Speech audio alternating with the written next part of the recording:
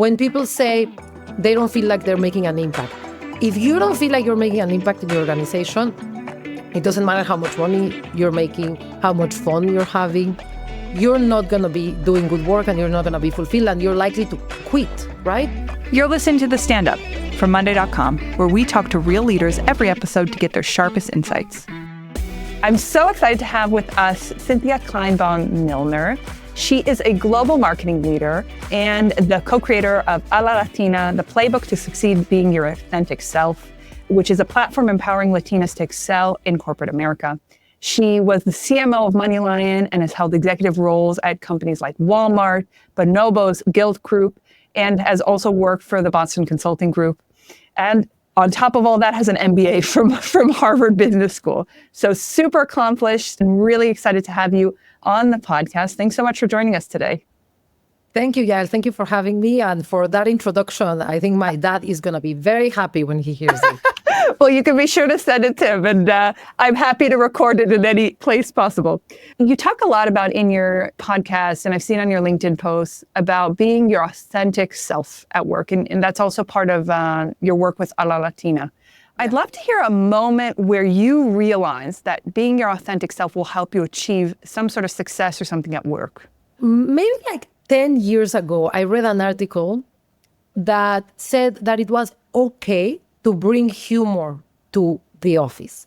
I thought that it would prevent me from succeeding. And when I was earlier in my career, I still used it because I learned it at home. My dad was always joking. My brother was always joking. I was working at Nestle and I didn't see people making jokes like I was, but I couldn't help it. That's how I created relationships, by being a little bit sarcastic and just making jokes to break the ice. And I read that article and I thought, what? I can be myself? Like, it's okay to make these jokes and not feel bad about that? That was a moment when I started not worrying about the jokes that I'm making and being more myself. That was one. And then the next one was when I was at Walmart, and I never thought about myself as Latina. This is a word that doesn't exist anywhere else except for in the US. So I immigrated to the US as a Mexican, not as a Latina. And for the longest time, I didn't feel like I connected with the rest of the Latino community. And in Walmart, there are so many Hispanics or Latinos and Latinas working that there's an employee resource group, and I joined. And the more junior Latinas started asking me, wow, you're Latina. I didn't realize that. Your name doesn't sound Latina, but now that I know you and you're telling me you're Latina, I'm inspired by the possibility of rising to like the level that you are or higher. And that was the second time when I thought, I can be myself. If I'm myself, I'm helping other women that are more junior to see themselves reflected. So I can point to those two moments that really kind of like change how I think about who I am in the workspace. Wow. I think, one of the things I was struck by when I listened to your podcast is, first of all, extremely actionable. And you give really concrete tips. But one of the things that resonated with me was this flip the script, like turning biases into strengths. I'd love to hear your personal experience with that, and also what lessons can you give all people in the workplace, whether they're dealing with prejudices or any sort of kind of bias. What advice do you give them?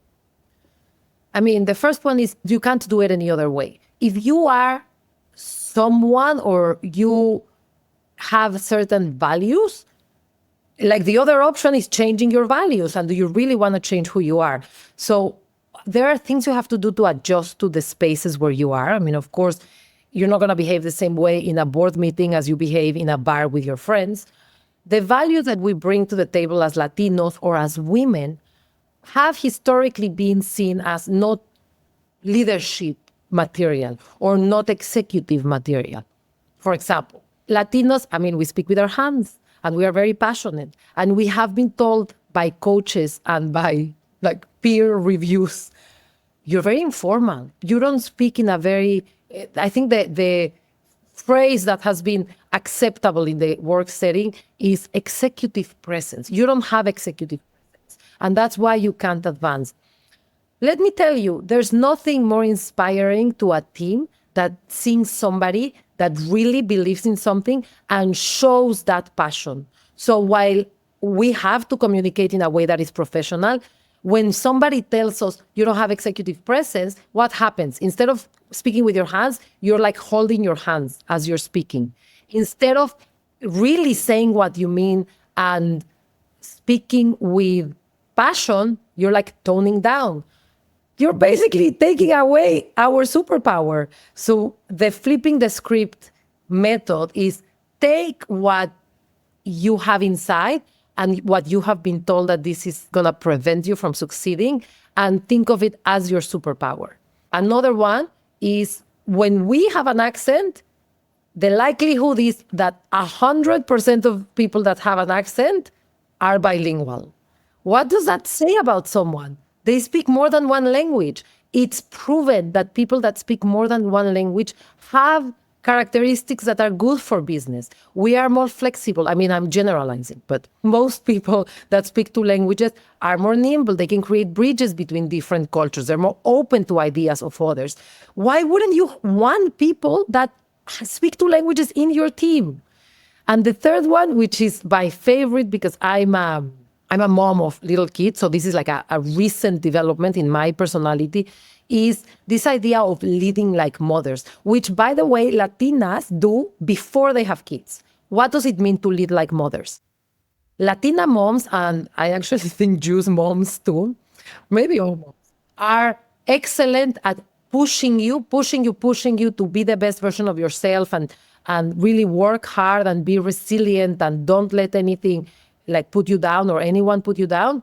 But then they have a keen eye to identify when it's too much and when you need a hug and when you need chicken soup for the soul, you know? So when we say Latinas lead like mothers, we say we can get the best out of the team, we can drive productivity, efficiency, results, but also when it's really stressful times and we need people to give the extra, we know how to ask for it because we have been building a personal relationship with them because we care about our team. We don't see them as transactional relationships. Who doesn't want a leader that leads like a mom? But we've been told if you are a mom, you're too kind, you're not demanding enough, you're too cuddly. And I don't know a lot of moms that are like that. I think in most households that I have access to, the mom is the boss, the mom is the demanding one. So let's own that leading like a mom is our superpower. As a leader, how do you foster an environment in your organization that allows people to also feel safe enough to do those kind of things or to bring their authentic selves to work? What are some things that you've learned as a leader in all of these organizations that really work well for doing that? An exercise I do with my teams that gives really everybody an opportunity to see how open I am, which is called the Barometer. And depending on the size of my team, I do it once a month, once a quarter, once every 6 months, depending on how many people I manage, and also depending how bad things are. And the Barometer is a meeting in which I ask everybody to fill out a form, like literally a survey, and it's not anonymous, and they say how they're feeling in 4 themes. 1, how is your work-life balance? 2, how much of an impact are you making to the organization? 3, how much you're learning? And 4, how inspired are you by the leadership? And we meet and discuss the answers. For example, I flash a presentation and I say, from the 10 people in this room, 2 of you say that your work-life balance is unsustainable. And we identify those 2 people, they raise their hand, and together we work on solutions. And the solutions tend to be, there's this other person that has bandwidth and wants to learn what you do. Why doesn't that person help you? Or, you know what? At the moment when we're building the team and hiring more, we're probably all going to agree that the first person that should have an extra headcount is the person that has answered every week, every month that they're burning out. When people say they don't feel like they're making an impact, if you don't feel like you're making an impact in your organization, it doesn't matter how much money you're making, how much fun you're having, you're not going to be doing good work and you're not going to be fulfilled and you're likely to quit, right? So after 2 or 3 times that you do it, people start getting really honest and they tell you, like, I'm not really inspired by the leadership and I feel like you guys don't know where we're going. And then I have a conversation with them and I'm like, help me help the rest of the executive team clarify where we're going. What would be useful for you? But it takes some time of showing them that there's not going to be repercussions if they say something that they're really feeling. What do you see right now as the biggest barriers to empowering Latinas or Latinos or any kind of group that maybe feels that they need to not bring their authentic selves to work? What are the biggest barriers right now that you're seeing in the workplace? I think perception drives reality. If I perceive that I can't be myself, I'm going to go to the office with a very different attitude than if I don't. There's not much the external world can do for you to change your own narrative about yourself. So work on yourself. The next one is there are things that organizations have to do to allow people to be themselves. Companies have to create environments in which people feel comfortable being different. Things like if there's a meeting, you want to have everybody speak, make sure that there is a process for everybody to speak. Because if you don't have a process, usually what happens in meetings, it's the most senior person starts speaking, nobody else speaks, or the loudest person starts speaking, and then everybody's like, yeah, he's right, or she's right. And then like you end up with Enron, like debacles where nobody was willing to speak up. So there are ways for you to get everybody to speak, like distribute the materials in advance so everybody has enough time to digest it. Start the meeting with the most junior person giving their opinion. Don't let the most senior person provide their opinion, because there's a lot of cultural values that prevent some of the minorities to speak. And the biggest losers are the companies, because it's super proven that diversity of thought drives better outcomes. So just find ways to drive diversity of thought. I think it's the most important, more than diversity of ethnicity. Now, I'd love to transition for a second into a segment that we like to call How I Failed. I would love to hear a little bit about something that you failed at, or something that you might have fumbled on that you learned from afterwards. I think I've taken many jobs that weren't right for me. When I interviewed Ana Corrales from Google, she gave me this framework for thinking, what next when you take a job that you're like, oh, I made a mistake. And she said, finding your calling is a process of elimination. You try one thing, you don't regret that you're trying it. You're definitely going to learn something. And as long as you leave the place better than you found it, you should feel proud about the work that you did, but you don't have to be stuck in that job forever. And when I look back at the jobs that I did that I don't think were right for me, I actually did that. I stuck with it for at least a few years. I built a team. And when I felt like my team was ready to work without me, I left. However, when I left Bonobos, it was clear that I wasn't the right person for the next phase of Bonobos. Walmart had just acquired the company. We really needed more of a brand marketer.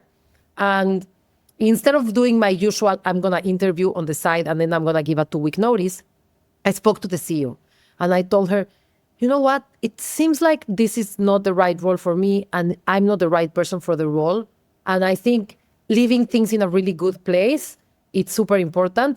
And this idea of interview on the side and then give a 2 weeks notice, even if you're struggling and even if you don't like your manager and even if you hate the day-to-day job, that's not the right way of leaving a job. And I wish everybody knew that there's a better way. Would love to go through a couple really quick questions. You can just say the first thing that pops in your mind. If you had to give one piece of advice, one word to somebody just starting out their career, what would you say to them? Careers are long. Play chess, not checkers. Great piece of advice. And what makes you happiest in a workplace? It's so silly, but I really like it when things happen, when KPIs are moving, we're delivering outputs and outcomes, and I didn't do it. Like in the beginning, when you join an organization, it feels like A, you don't know how to get anything done, and B, everything that gets done, you did it. And then something flips when you find the people that you can work with, or sometimes you bring people to the team and you align on a strategy, and then you step away and suddenly things happen and you have nothing to do with it. That's when I'm happiest. And what's a piece of media, a podcast, a book, a TV series that you just can't live without right now? For the past year, I started to manifest. And I'm really into manifesting and spiritual guidance and believing in my power and my ability to make my dreams come true and how to do that and how to deal with my own demons. So I'm really into manifestation, and I use this app and I listen to her podcast. Her name is Gabby Bernstein, and she has a new book that she gave me to read before. So it's called Self-Help. And Gabby has this magical ability to take these really complex terms, translate them for the average person to understand. So really high spiritual, like language that you'd have to be a guru or like, into Kabbalah to understand what somebody's saying. And then she really translates them super simply. So I strongly recommend her app. It's called Gabby. Her podcast is called Dear Gabby. Her book is called Self-Help. Very cool and very interesting. I'll definitely check that out. Amazing. Well, thank you so much, Cynthia, for joining us today on the Stand-Up. If our listeners want to hear more from you or learn more about you, what can they do? Well, the best thing would be to follow A La Latina. That's where we're publishing the advice and the inspirational stories. We are on LinkedIn. We are on every podcast platform, on YouTube, TikTok. If people can't listen to the whole episode, we'll cut it for them and put it on TikTok and Instagram stories.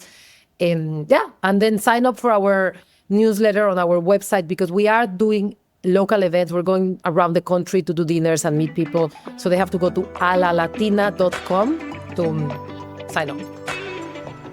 I had a blast sitting with Cynthia today. It's not often that I interview somebody and they give such actionable, clear-cut takeaways for every person listening. And Cynthia really shared a lot about her experience. I thought the points about being your authentic self to work and what did that mean for her? For instance, bringing humor to the workplace or actually owning her identity as a Latina was something that was very inspiring to see, and also inspiring to see how that affected layers of leadership underneath her.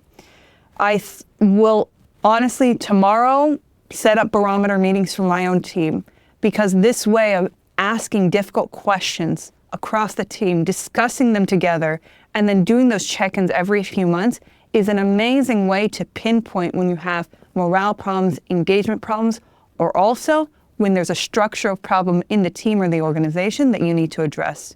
Super cool speaking to her, and I hope that you also walked away with really actionable tips that you can implement.